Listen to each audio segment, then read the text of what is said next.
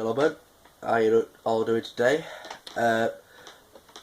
Today we're going to be I'm going to be ranking all 9 Star Wars films, including The Rise of Skywalker. We'll be excluding the Clone Wars film, Solo, and Rogue One. And 2 things before we get started. Sorry I haven't been uploading as much, guys. It's just I've been very busy, and to be honest with you, I just haven't been getting into the groove of YouTube. That'll probably all change after this video. I'll hopefully upload one on Thursday. Don't judge me on that, but maybe Thursday. So watch out for that. And also make sure to like, subscribe, and comment down any video ideas, because that video idea might be turned into a reality on this channel. So getting into it, final place. I'll say until number 5 we'll do a quick analysis, and then we'll go more in depth. So number 9 we have episode 8. Obviously Finn and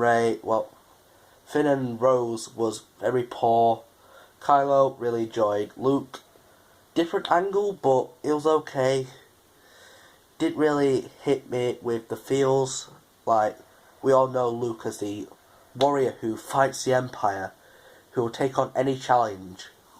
And he's a hero to some of us, and then we see him as this vulnerable man who has trained this big monster known as Kylo Ren, played as Adam Driver, which, respect to Adam Driver, by the way. But the storyline ain't good. Rian Johnson needs to improve that drastically if he's going to be directing a trilogy. So, number 9, we have Last Jedi. Number 8, I'm going to go with episode 2. And that's just Anakin and Padme, their storyline and their character arcs in this film. If you take that out, this could be a top 5 film. But with that element in there, it kind of demeans the meaning of romance, to be honest with you. Like, you see in romance films, it takes time to work up a relationship. This happened in a matter of days. Like, I don't think I've ever gone up to a woman and said that I don't like water or something like that, and then she's give me a peck on the lips. Never happened. So for that reason, I'm gonna have to give this one the number 8 spot. But I will say the rest of the film is really good. I can't deny that. At number 7 spot, this is going to anger some people. Depends on what film I choose. I'm stuck between episode 4 and 7. And I'm going to have to go with episode 7. I've gone with episode 7 because I think it's gone too much into the original trilogy with the film. They've kind of squashed all the original trilogy into one film. It's kind of rushed, and that's not how I like films. I like things to be explained in good detail and kind of give the audience something that will satisfy them in the film, and they won't have to go looking for it in any comics or something like that. But I do think it's a good story overall. Very good character building, especially with Kylo Ren, which they kind of did a flip of Vader. He's now the most vulnerable in episode 7, but Vader was the most vulnerable in episode 6. So it's a good film overall, but I'm going to have to put it here. So that means number 6, obviously as you know, is A New Hope. And that's just because it still lives up to today's Star Wars, but I think it's just because of what time they filmed it, 1977. Obviously, early developments of CGI, ILM was still kind of getting used to things, and this was the first film with major CGI in it. So, it was a lot of work, and obviously they had to use magnetic rotoscoping for the sabers. And in one of the scenes, you can see up Alec Guinness's robe a kind of wire or something. But I will say the actors in this film outperformed themselves drastically. And hats off to them. But I have to put it here. Right, coming in at number 5, I'm going to put episode 6. Now don't get me wrong, episode 6 has probably the best Act 3 that I've ever seen in Star Wars.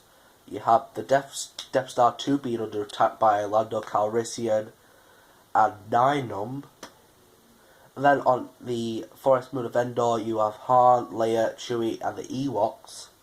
Then you have C-3PO and R2-D2 there, obviously, fighting off the Empire at a shield generator station, which is obviously based on Endor. And then you probably have the most, one of the more iconic battles you have in the Emperor's throne room, Luke versus Vader, with Palpatine in the background. So overall, if episode 6 kept up with the pace and the excitement of the first 2 acts, or kept it as tense as the first 2 acts, this could have been one of the best Star Wars films. Coming in at number 4, I'm going to go with episode 9, the newer film, Star Wars: The Rise of Skywalker.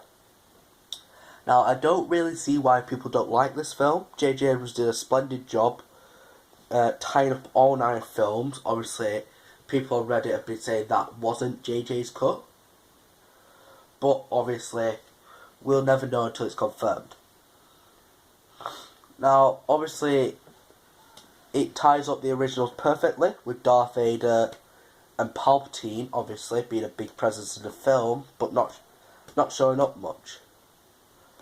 And then we obviously have the prequels with the voice of the Jedi Past. I won't give away all the voices for people who ain't seen it. But we have the obvious voices like Obi-Wan, Anakin, Mace and Yoda. And then a couple of others in there. But overall, this film is really good. It gives the feels of all 9 films. It gives you emotion, with obviously Kylo Ren turning to the light side. And then obviously, we have the Chewbacca's death, or we fought. And then also we have the shocking revelation of Rey becoming a Palpatine. And that was one of my 2 predictions for Rey's parents or grandparents, Palpatine or Kenobi. Because they were the only 2 other British, or close to British, speaking people in Star Wars, so only them 2 could have made proper sense. But at number 4 we have episode 9, and then obviously just a strong film with strong characters. I'd say an outstanding performance to Rey. She's really made me like her in this film. Same with I'd say same with Poe. He's really improved since the last film. But I have it number 4. And number 3, so the 3 films we have left is number 1, number 3 and number 5. So I have number 1 in my head. I'm going to go with number 1. Now the reason I have number 1 this high compared to most people is I really enjoyed the film, barring Jar Jar Binks, who, to be honest with you, weren't that annoying. Just the end bits were really annoying for me, of Jar Jar on the Battle of Naboo, how he could take out nearly the whole droid army, or the Federation army, by mistake. And obviously I could understand where they got the Darth Jar Jar stuff from, and that kind of made sense, but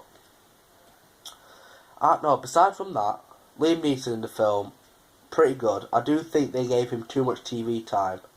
I mean, he had more time than the main protagonist, Darth Maul, who had only about 6 to 8 minutes. So, obviously, great performances there. I would say the outbreak star of that film, just like everyone else thinks probably, is Ewan McGregor. And obviously, I will say that this film probably had one of the better stuff with pod racing on Tatooine. Watto was a pretty interesting creature in there. the midichlorians I didn't mind, but I don't think they should have given it a scientific meaning. So, I have that at number 3. And number 2, this is very interchangeable. Episode 5 and episode 3. 2 good films, 2 different arcs, 2 different feelings that you should have within this movie. I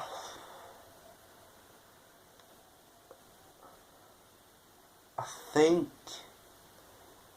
I'm gonna have to go episode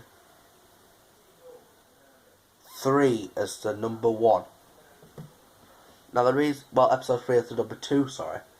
Now the reason I have this number 2 is just, it is like it's like an atom distance between these 2 films. And the reason I put episode 3 at the number 2 spot has got to be, I'd say, I didn't think the way they made Anakin into Vader was good. Like, the reasoning behind it. Like, because Anakin could have betrayed Sidious in those 20 years, but he didn't. And that didn't really stick or, like, resonate with me, because I wouldn't really do that. I mean, some people might, if it's to protect their loved ones, or their loved one, to turn to something evil, then, I don't know. But overall, the film's really good. I will give you that. I will watch this over and over again, most times. I mean, I've been going back through the Star Wars films, and that's why I've decided to do this video. But overall, I really think that episode 5, which is our number 1 spot for today, just gives it over top, is definitely Harrison Ford, really good in this film. He's probably one of my most favourite actors of all time, playing some of our beloved favourites, obviously. Another reason why I chose this over it is probably the Bespin fight, where we find out Luke is Vader's son. Also, Bespin was a really good addition, also with Lando Calrissian. I will say also that Leia did bring an interesting prospect into this film, but hey ho. That is all for today, guys. Like I said, sorry I ain't been getting a lot of videos out recently. Obviously that will change soon. But until next time, hopefully Thursday, I'll give you a little hint. It's probably going to be a hero guide. And if not, I'm sorry. But until then, my fellow Jedi and Sith friends, your devious Sith Lord Shadowhunter is taking off. See ya.